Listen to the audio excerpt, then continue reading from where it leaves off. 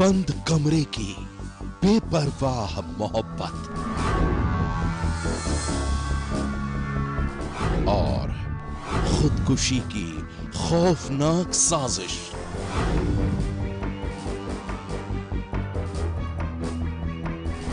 मामा भांजे की रानी डार्लिंग। वो एक से कहती थी मैं तुम्हारे बगैर जिंदा नहीं रह सकती, और दूसरे से कहती थी तुमने मुझसे शादी की है, मैं तुम्हें कभी धोखा नहीं दूंगी। यह कहानी एक ऐसी लड़की की है जो एक ही वक्त में दो लोगों से रिश्ते निभा रही थी। वो एक की प्रेमिका थी तो दूसरे की पत्नी। लेकिन एक रोज जब रिश्तों का यह राज उजागर हुआ तो सामने आई खुदकुशी के रहस्य में छिपी खौफनाक साजिश की कहानी। मोहब्बत बेपरवाह होती है, मोहब्बत बागी होती है, लेकिन वही मोहब्बत जब किसी के लिए फरेब बन जाए तो मोहब्बत के मायने बदल जाते हैं। ये कहानी भी ऐसे ही हालातों में बदलते रिश्ते और उन रिश्तों से रिश्ते खून की साजिश की है।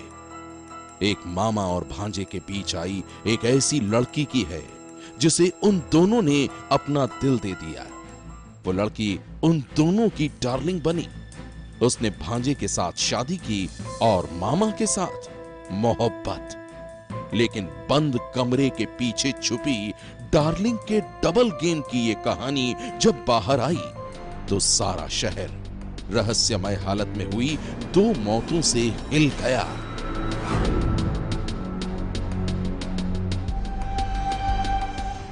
खूबसूरत उत्तराखंड के उधम सिंह नगर की यह कहानी बेहद ही खौफनाक है। कहानी शुरू होती है दो लाशों की खबर मिलने से। पुलिस को रविवार के दिन पता चला कि पुल पर दो लाशें पड़ी हुई हैं। उन लहूलुहान लाशों में से एक लाश एक महिला की थी और दूसरी एक शख्स की। दोनों की मौत की वजह थी गोली लगना।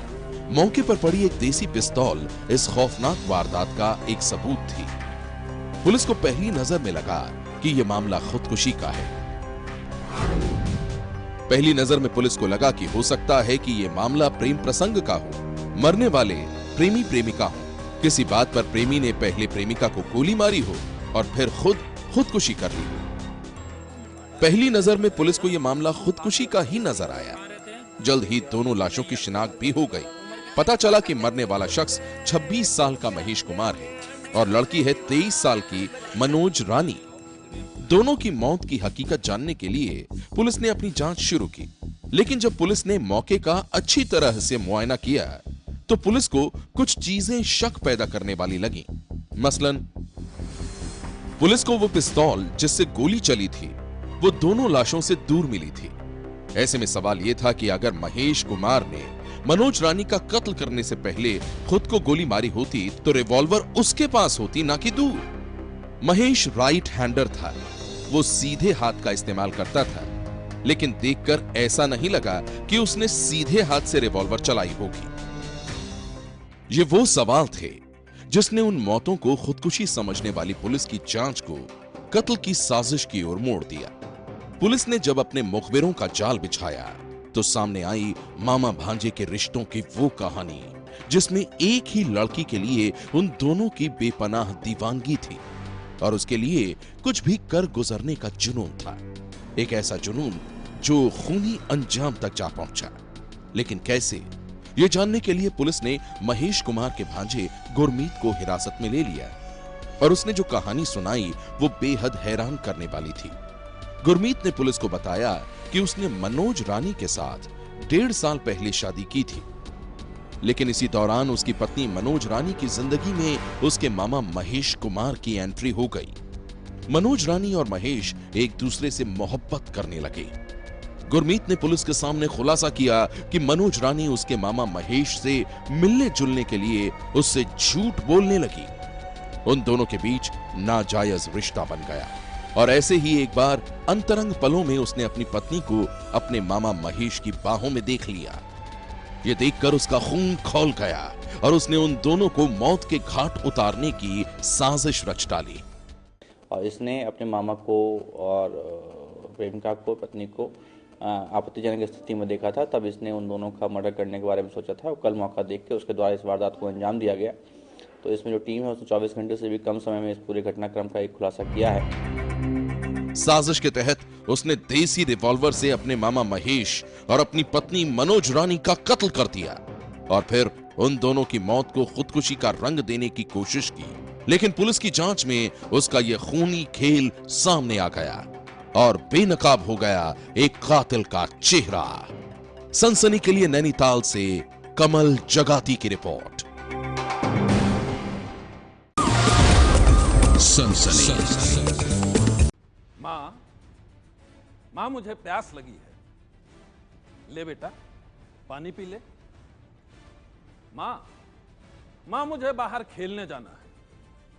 खेलने जाना है? जा बेटा खेल, दरवाजे खुले हैं।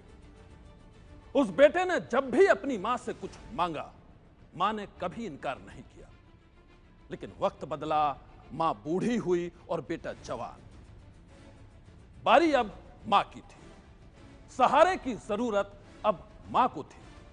लेकिन ऐसी हालत में मां का ख्याल रखने की बजाय उस बेटे ने क्या किया, ये आप ही देख लीजिए।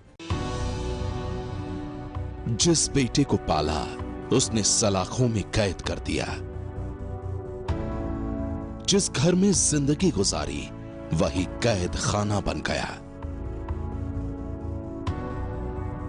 एक मां जंजीरों में कैद है। उम्र के आखिरी पड़ाव में वो बेबस है, वो लाचार है। ये एक मां के दुखों की कहानी है, एक औलाद के सितम की कहानी है। ये जंजीर बेरहम औलाद के अत्याचार की दास्तान बयान कर रही है। जिस जंजीर से कुत्ते को बांधा जाता है, उसी जंजीर से जकड़ी है एक अधेड़ महिला। ये वो महिला है जो अपनी उम्र के आखिरी पड़ाव में है, 101 साल की है। जिंदगी के जिस मोड़ पर इसे सबसे ज्यादा सहारे की जरूरत है, सबसे ज्यादा ख्याल और प्यार की दरकार है, उसी मोड़ पर इसके अपनों ने इसे जानवरों से भी बदतर जिंदगी जीने पर मजबूर कर दिया है। आरोप है कि इसके अपने बेटे ने ही इसे घर की चार दीवारी के अंदर कैद कर दिया, जंजीरों में जकड़ दिया। इलाके के लोगों का कहना है कि सर्दी हो या गर्मी, धूप हो या छांव, हर वक्त ये अधेड़ महिला इसी तरह जंजीरों में बंधी रहती है। हैरानी होती है, क्या कोई बेटा अपनी ही मां के साथ ऐसा सलूक कर सकता है? लेकिन ये तस्वीरें दिल को कचोटने वाले उस सवाल का जवाब हैं। आदमी म्हणतो एवढी थंडी म्हणजे थंडीमध्ये बांधून ठेवलेलं होतं, उन्हामध्ये बांधून ठेवता दिवस रात्र कठीच राहते। 101 साल की भागाबाई के दर्द का एहसास इलाके के हर शख्स को है और एक अधेड़ महिला के दर्द और सितम की भनक पुलिस तक पहुंची तो पुलिस की एक टीम उस घर में जा पहुंची जहां भागाबाई को जंजीरों से कैद करके रखा गया था। घर के बाहर पड़ी एक चारपाई में भागाबाई सो रही थी। पैरों में पड़ी जंजीर उस वक्त खुली थी, लेकिन वो जंजीर चारपाई पर ही पड़ी थी। साथ में एबीपी न्यूज की टीम भी थी।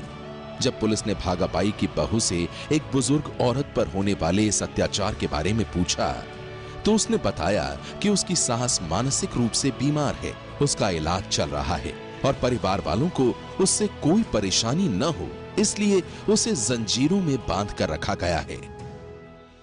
या कॉलम फोडलं साहेब ना माती विटा खाऊन राहिली ते म्हातारी, म्हणून तिला बांधून ठेवावं लागते। विटा उचल्याची तरी ताकद आहे का? हो मग, अरे एवढ्या विटा काय आम्ही खाल्ल्या मग का तिला का आम्ही जबरदस्ती बांधून ठेवतो का? विटा खायचं काम करते कधी? मग माती खाते, विटा खाते साहेब, आम्ही काय खोटं बोलणार आहे का? अरे आम्हाला त्रास काय आहे, आम्हाला मला माहिती आहे म्हातारीचा। मौके पर मिली बहू के पास अपनी सास को जंजीरों में जकड़ कर रखने की अपनी दलीलें थीं और जब मुलाकात उस बेटे से हुई जिस पर अपनी मां को बांध कर रखने का आरोप है तो उसने अपनी इस घिनौनी करतूत के पीछे जो वजह सुनाई वो भी हैरान कर देने वाली थी। त्यांना औषध दिल्यानंतर त्या इकडे तिकडे फिरतात व पडतात व शेजाऱ्यांच्या घरात घुसतात, म्हणून सायंकाळी रात्री त्यांना औषध देऊन जेवण देऊन त्यांचा आराम व्हायला पाहिजे। आरोपी बेटे का कहना है कि वो अपनी मां से बहुत प्यार करता है, उसके साथ कुछ भी बुरा करने के बारे में सोच भी नहीं सकता। ये सब तो उसने उसकी भलाई के लिए ही किया है ताकि इधर उधर गिरकर उसे चोट ना लगे। इतना ही नहीं, बेटे ने तो इस पूरे हंगामे के पीछे एक रिश्तेदार को कटघरे में खड़ा कर दिया। हा व्हिडिओ व्हायरल पाठवला, त्या व्यक्तीने मला इथे येऊन सांगितलं की मला 50,000 रुपये उधार पाहिजे, तर मी त्याला सांगितलं, तो आमचा नातेवाईक आहे, मी त्याला पैसे देण्यास नकार दिल्यामुळे त्यांनी गुप्तपणे आमच्या बिना माहिती अशी चुकीची करतूत केली। बेटे की बातें कितनी सच्ची और कितनी झूठी हैं, पुलिस इस बात की जांच कर रही है। लेकिन सवाल यह है कि चाहे कुछ भी हो, लेकिन क्या किसी के साथ ऐसा बर्ताव करना सही है?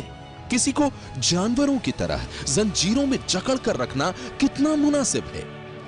फिलहाल आरोपी बेटा पुलिस की हिरासत में है और एबीपी न्यूज की पहल पर जंजीरों में जकड़ी वृद्ध भागाबाई अपने ही घर में अब आजाद हैं। सनसनी के लिए महाराष्ट्र के बुल्ढाणा से संदीप शुक्ला की रिपोर्ट। अपने कुत्ते को संभाल कर क्यों नहीं रखते? वो मेरे बच्चों पर भौंकता है, उन्हें काटने के लिए दौड़ता है। दो पड़ोसियों के बीच इस बात पर शुरू हुआ था एक विवाद, और फिर यह झगड़ा इतना बढ़ा कि पूरे इलाके में मच गई चीख पुकार। मेरे साथ बदतमीजी की, मेरे साथ गलत हरकत करने की कोशिश की, उन्होंने मेरे सारे कपड़े फाड़ दिए। पड़ोसी ने बेटे को कुत्ते से कटवाया। मेरे बेटे को कुत्ते से कटवाया। मेरी बेटी बहुत ज्यादा नर्वस है। पड़ोसी ने सास को बेदर्दी से मारा। मेरी मदर इन लॉ को मारा उन्होंने, हेलमेट से मारा उन्हें। पड़ोसी ने पति पर कहर बरपाया। मेरे हस्बैंड को खींचा और उनके साथ मारामारी की है। एक औरत की खौफनाक कहानी। दिल दहला देने वाली ये दास्तान दिल्ली के तुगलकाबाद की है। सोनिया राणा नाम की इस महिला की माने तो पड़ोसी का कुत्ता इनके बच्चों को डराता था, वो बच्चों पर भौंकता था, वो बच्चों को काटने के लिए दौड़ता था। और जब इन्होंने पड़ोसी से उसके कुत्ते की शिकायत की तो इसी बात पर वो बिफर गया। सोनिया के मुताबिक रात के वक्त जब घर के सारे लोग सोने की तैयारी कर रहे थे, उसी वक्त पड़ोसी के इशारे पर कुछ बदमाश इनके घर में घुस आए और फिर कोहराम मच गया। सर दिन में कुछ कहा सुनी हुई थी, उसके चक्कर में उसने 10-12 बंदे भेजे जिनके हाथ में पिस्टल भी थी, पिस्तौल थी, उनके हाथ में हेलमेट थे और चक्कू थे उनके हाथ में। और उन्होंने पहले अंदर घुस के चुपचाप से गेट खोला, अंदर घुसे, मेरी मदर इन लॉ को मारा उन्होंने, हेलमेट से मारा उन्हें। और उसके बाद रजाई हटा के देखी कि कोई जेंट्स सो रहा है या नहीं सो रहा। तो मैं अंदर से बाहर आई तो उन्होंने मेरे साथ बदतमीजी की, मेरे साथ गलत हरकत करने की कोशिश की, उन्होंने मेरे सारे कपड़े फाड़ दिए। सोनिया के मुताबिक पड़ोसी के भेजे गए गुंडों ने घर में घुसकर हर किसी को पीटा। सबसे पहले सास की बेरहमी से पिटाई की गई, फिर इनके बेटे को कुत्ते से कटवाया गया और उसके बाद पति और बेटी के साथ इन्हें भी बेरहमी से पीटा गया। और मेरे हस्बैंड जब मुझे बचाने के लिए आया तो मुझे पीछे धक्का देके मेरे हस्बैंड को खींचा और उनके साथ मारामारी की है। उन्होंने ये बात बोली कि चक्कू इस लेडीज को मत मारो, इसके सिर पे ईंट मारो ताकि ये यहीं मर जाए और रफड़ाई खत्म हो जाए। मेरे बेटे को कुत्ते से कटवाया। मेरी बेटी बहुत ज्यादा नर्वस है, वो इतनी डरी हुई है ना, वो घर जाने का नाम ले रही है और बहुत ज्यादा रो रही है और घबराई हुई है। सोनिया की माने तो चीख पुकार मचने के बाद घर से पड़ोसी के गुंडे भाग गए। मामले की इत्तला पुलिस को दी गई और फिर पुलिस ने मारपीट के शिकार बने घर के लोगों को अस्पताल पहुंचाया। उनके हाथ में चाकू थे सबके पास, वो पिस्तौल भी ले रखी थी उसने। एक जने ने कह रहा था हम मार देंगे, 1-2 जने को तो मार के ही जाएंगे इधर से। तब चिल्ला पड़े और फिर गली वाले इकट्ठे हो गए। उसके बाद फिर बहुत गेब हो गए। पीड़ित परिवार की शिकायत पर अब पुलिस पूरे मामले की जांच कर रही है। वहीं कुत्ते के भौंकने के विवाद में बेरहमी की इस कहानी ने दिल्ली में हर किसी को सन्न कर दिया है। सनसनी के लिए दिल्ली से अभिषेक नयन की रिपोर्ट।